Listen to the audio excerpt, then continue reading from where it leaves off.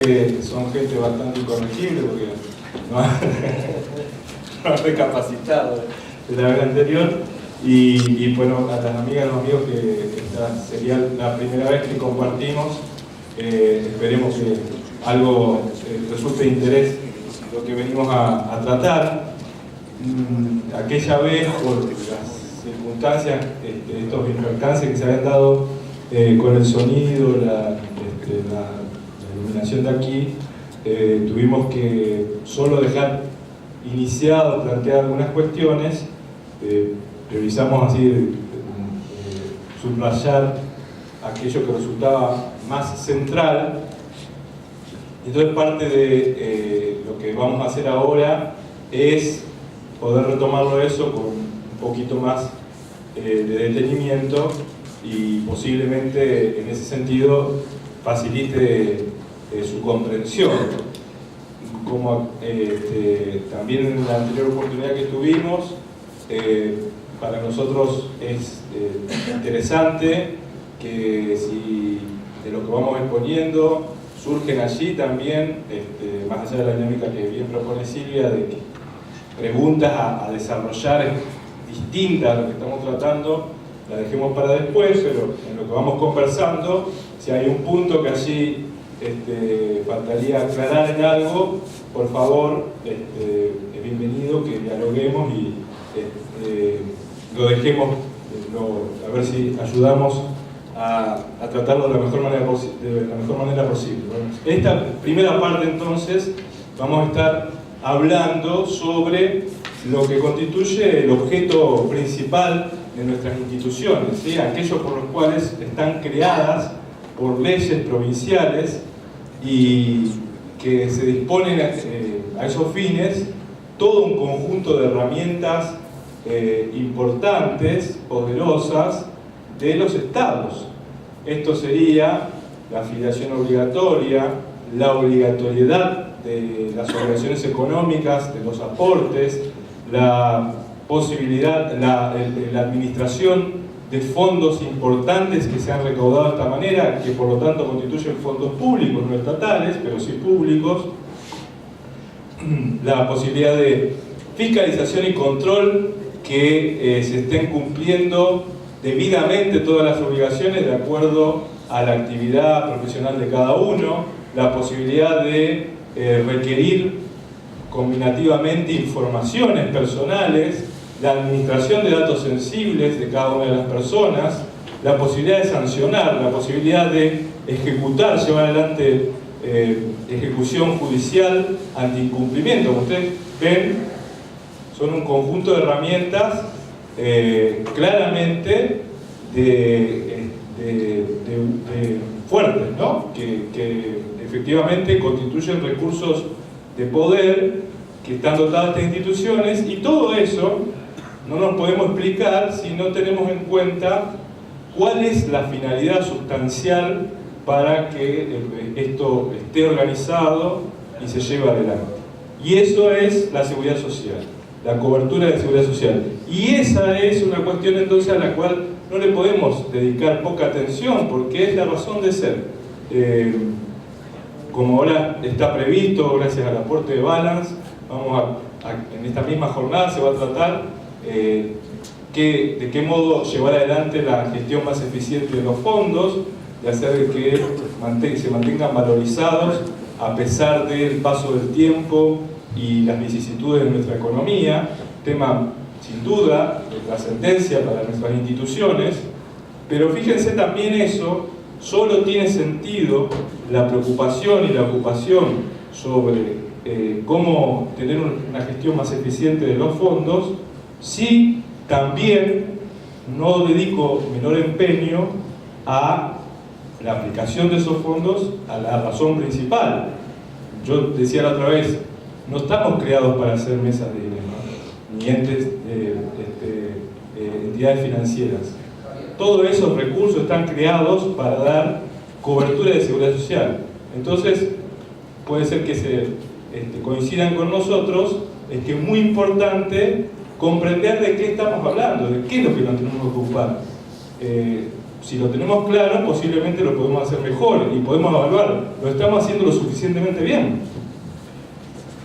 ¿Respondemos a la razón de ser por la cual hemos estado constituidos? Bueno, de eso se trata y lo que vamos a empezar a exponer. Entonces, una primera aproximación acerca de la seguridad social es tener en cuenta que, no sé si hay alguna pantalla que tenemos de inclusión en políticas públicas, ¿verdad? No, está bien, déjalo ahí entonces. ¿Se ve atrás o molesta la música? ¿Se ve? Bueno, que la seguridad social es una de las principales áreas de las políticas de los estados contemporáneos.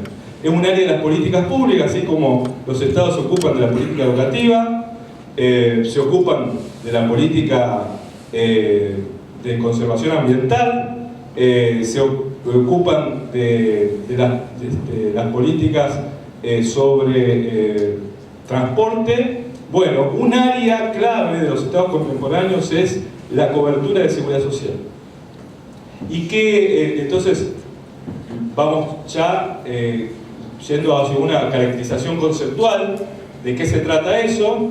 Bueno, ante una serie de eventos que afectan la posibilidad de nuestras coberturas de nuestras necesidades básicas, sea porque nos privan de ingresos esos eventos o porque aumentan nuestros gastos, se ha organizado estatalmente la disponibilidad de recursos, de fondos colectivos para hacer frente a esos eventos y poder dar lugar a esa cobertura de necesidades básicas determinadas por esos eventos. Técnicamente, en la doctrina de seguridad social, cuando hablamos de esos eventos que afectan nuestras necesidades básicas, se llaman contingencias. La seguridad social cubre una serie de contingencias. El consenso internacional, por ejemplo, en el convenio 102 de la Organización Internacional del Trabajo sobre las normas mínimas de seguridad social, es que para que haya buena cobertura de seguridad social tengo que estar cubierto respecto de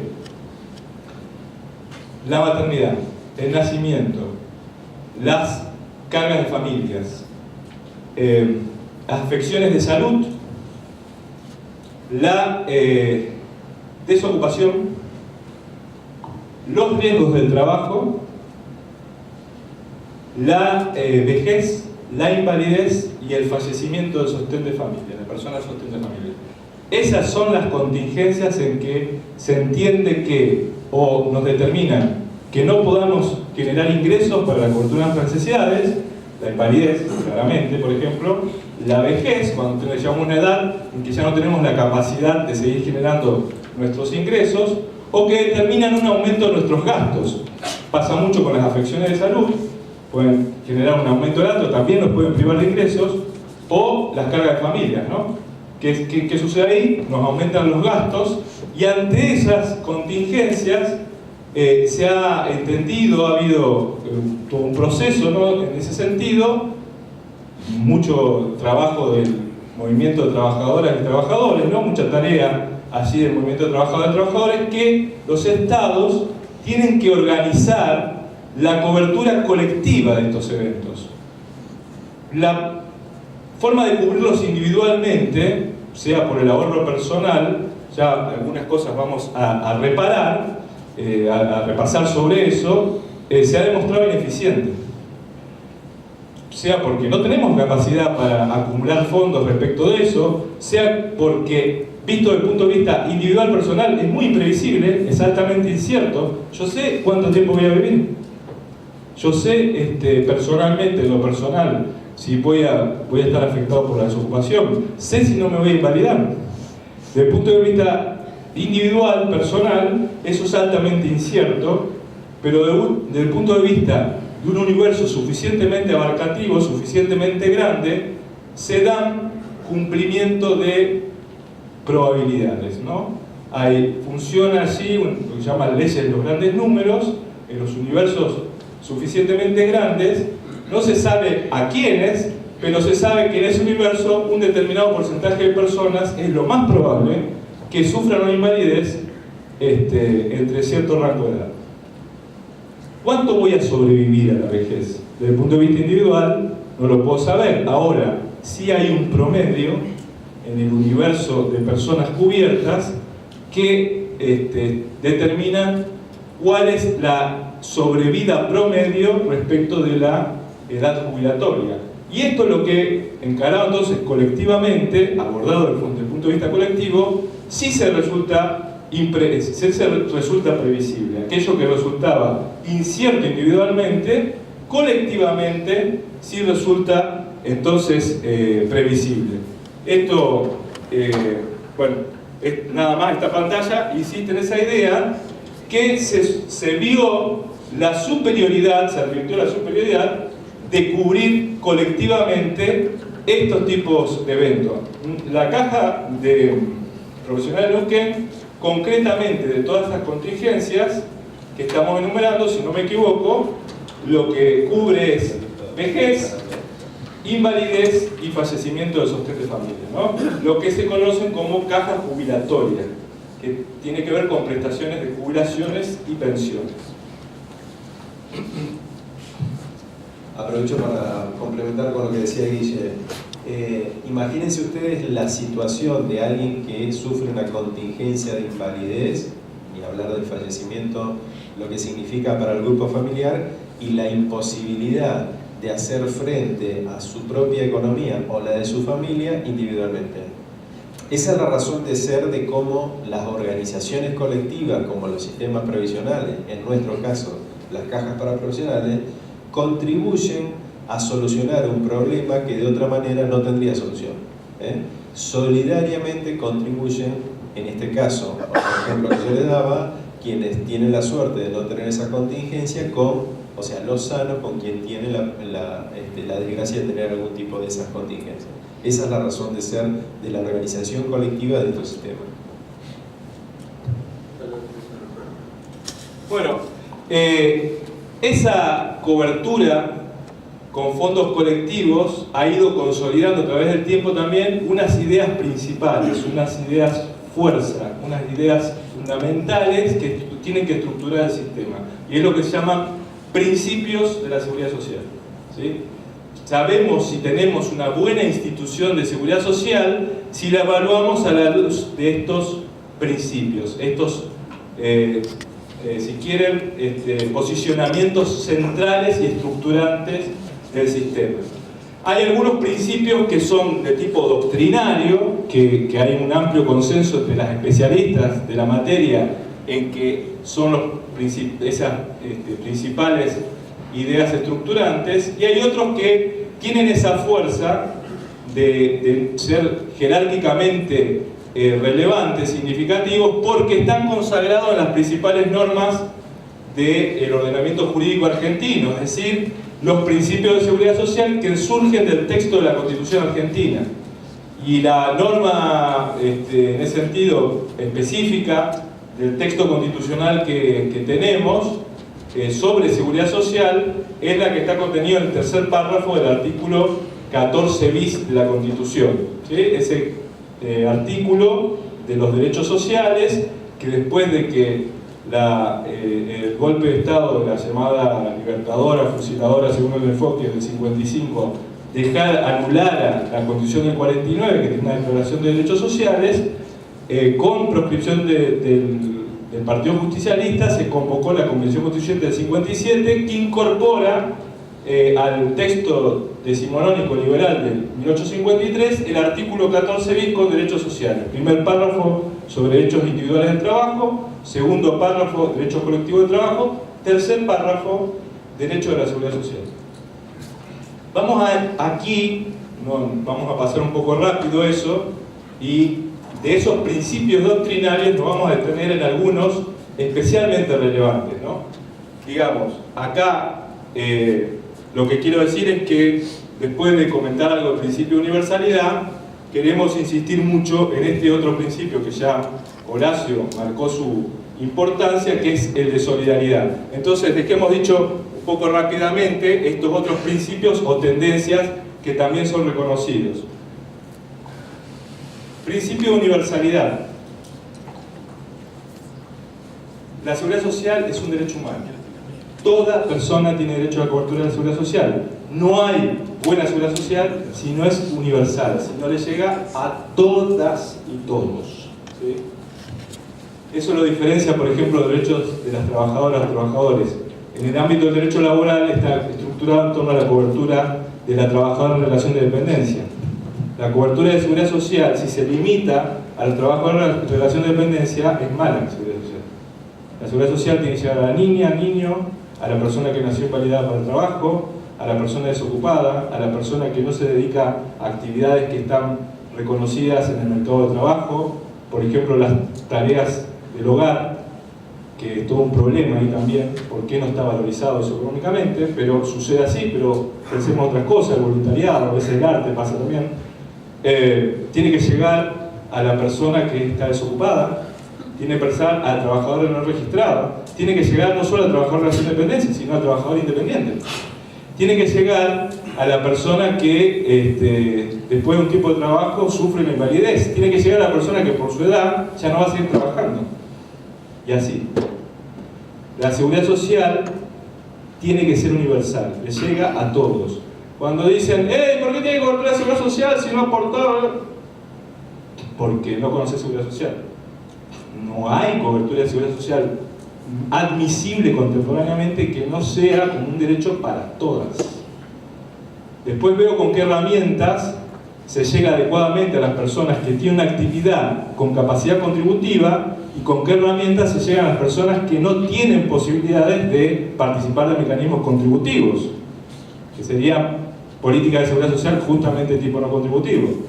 Pero la seguridad social es un derecho de todas como un derecho humano. Así está dicho en la Declaración Universal de Derechos Humanos, está dicho en el Pacto de Derechos Económicos, Sociales y Culturales de Naciones Unidas de 1966, está dicho en la Convención Americana de Derechos Humanos, y etcétera, etcétera. Y está dicho en la Constitución Argentina. El Estado otorgará los beneficios de la seguridad social. Es un derecho de todas las residentes de Argentina, de todos los habitantes de Argentina. Bien, integralidad. Quiere decir de que todas esas contingencias que dijimos, para que haya buena seguridad social, tienen que haber prestaciones que las cubran a todas. Si yo tengo en un país cobertura de jubilación, pero tengo cero sobre cobertura de desempleo, van a seguridad social. Y para que sea integral, las prestaciones tienen que ser suficientemente significativas, tienen que ser eficaces, no pueden ser ínfimas, como pasa en Argentina con las prestaciones por desempleo. Mala seguridad social. Tiene que ser suficientes las prestaciones para cubrir. Ese es también un desafío de las cajas para las profesionales. Las cajas para profesionales tenemos esa misión. Ojo, si estamos estructurando un sistema de prestaciones ínfimas, porque ahí no hay integralidad. Hay una cobertura simbólica. Ahora, esas prestaciones más importantes, más satisfactorias, sabemos que no son magia, que se construyen a partir del esfuerzo productivo de todas, porque si no, no hay posibilidad de una cobertura importante.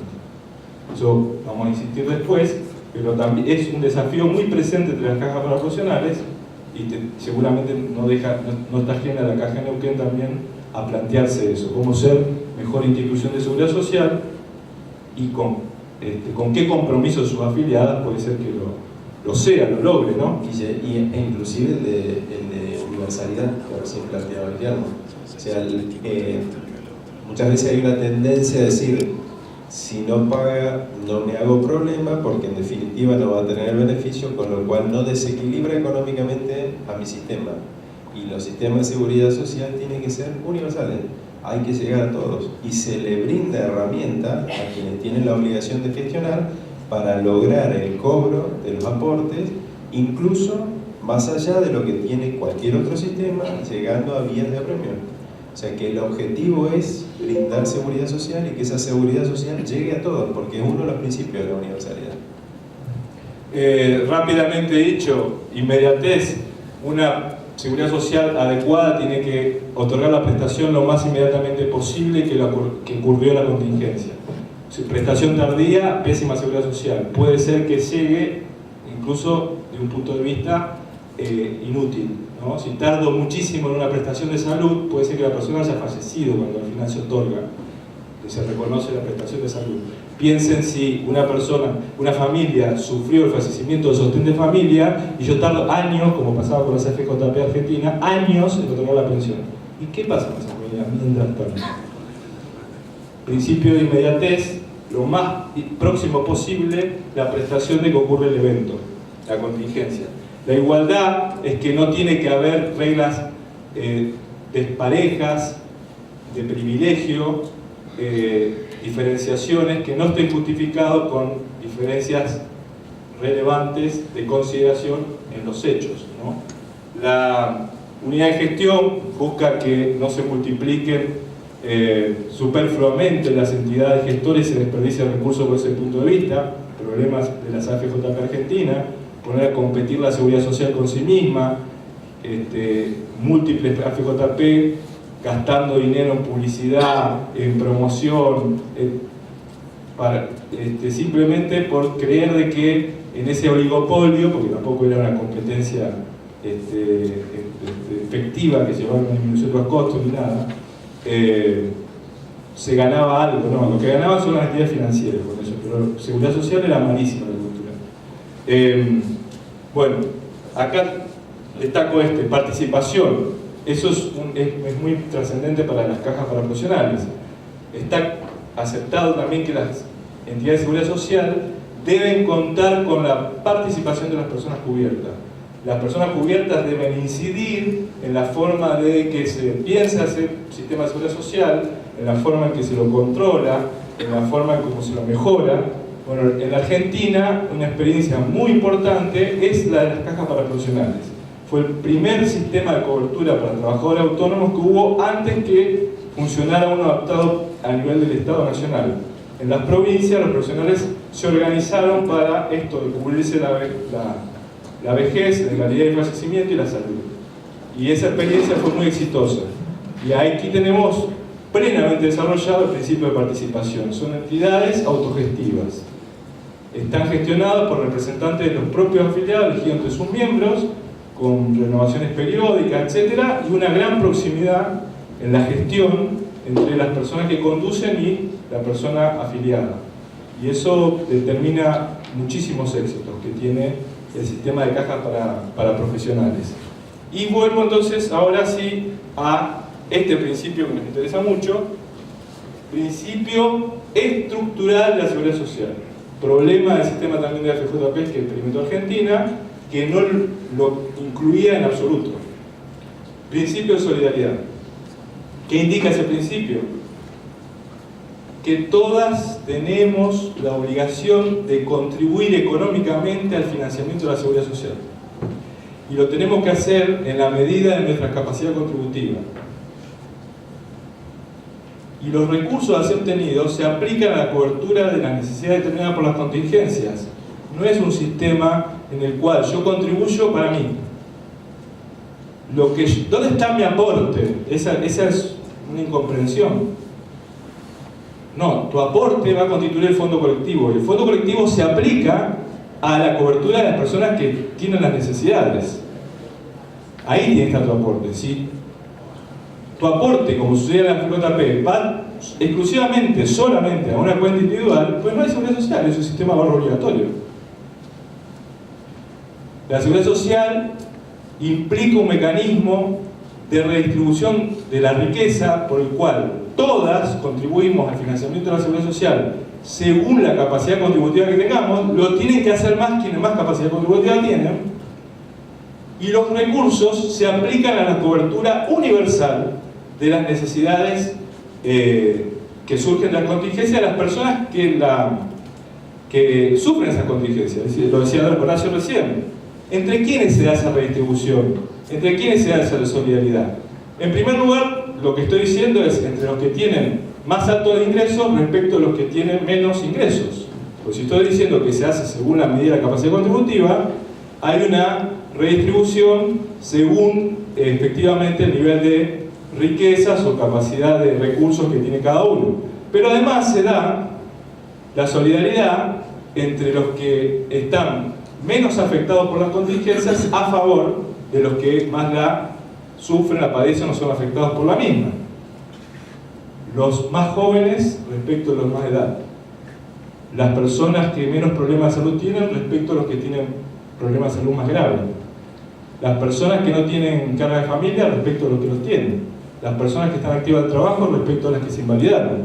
las personas que están con una ocupación respecto a las que están desempleadas, las personas que no han padecido riesgo de trabajo, etc., las personas que su sostén de familia, la persona que trae ingreso al hogar, está activo y vive respecto de esos grupos familiares que perdieron por fallecimiento su sostén de familia. Y así, una redistribución solidaria entre los que menos afectados están por la contingencia a favor de los que están en ese sentido más incididos por esa contingencia. ¿Por qué me toca aportar a mí? Si yo soy joven, sano, rico, autosuficiente y me gusta la música pop. Por todo eso. Justamente, como soy la persona más apta para poder. Porque sos joven, porque sos sano, porque tenés alto ingreso. Entonces, de eso se trata el principio de solidaridad. Como les decía, por ejemplo, el sistema de la FJP desconocía esto. Te descontaban obligatoriamente un aporte, te traía un importante recurso a favor de la entidad del sistema financiero y vos cobrabas lo que daba tu cuenta. Ya está. ¿Le resultó suficiente? Todos contentos. ¿Le resultó una porquería? ¿Qué va a hacer? Aguantársela. Pésima situación. Ese principio, como decimos, es clave, ¿no? Respecto al texto de la Constitución argentina, está consagrando todo eso, la integralidad y la posibilidad del principio de participación, administradas por los interesados con participación del Estado, que haya entidades provinciales, esto es clave para las cajas paraprofesionales. Después hubo una norma específica que se incorporó en 1994 que reconoce a las cajas paraprofesionales